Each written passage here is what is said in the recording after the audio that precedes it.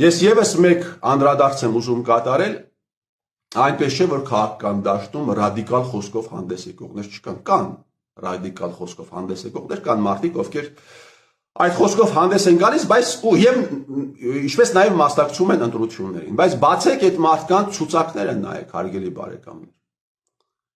Ամենառադիկալ խոսքով հանդես եկող մարդկանցից մեկի ցուցակի երկրորդ համարում, չգիտես ինչպես, հանգրվանել է մեկը, ով որոշ ժամանակ առաջ նշել է իր տղայի հարսանիքը, որին մասնակցել է Սերժ Սարգսյանը եւ Նիկոլ Փաշինյանը։ Պարոնայք ընդդիմադիրներ, դրսում գտնվող, ես դուք չեք իմանում սրա մասին, դուք չեք իմացել սրա մասին։ Պարոն Արշակ Կարապետյան եւ պարոն Վարդան Ղուկասյան,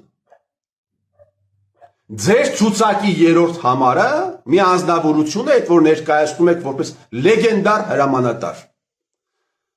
Մի անձնավորություն է, ով ուղիղ Արցախում գործել է Արշավիր Ղահարամանյանի ենթակայության կուրացիայի տակ։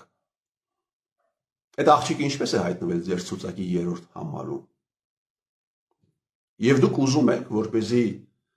այս մարդկանցով ազգային ժողովում ռեժիմին հակառակ ինչ-որ գործողություններ իրականացնեք։ Ես ժամանակին ասել եմ Վարդանին, որ դու ունես ընդամենը մեկ հեռախոս։ Եվ քո խոսքը օգտագործվելու է, որպեսզի ցուցակ մտնեն մարդիկ,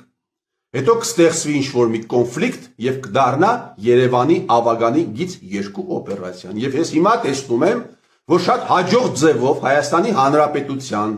իշխանությունները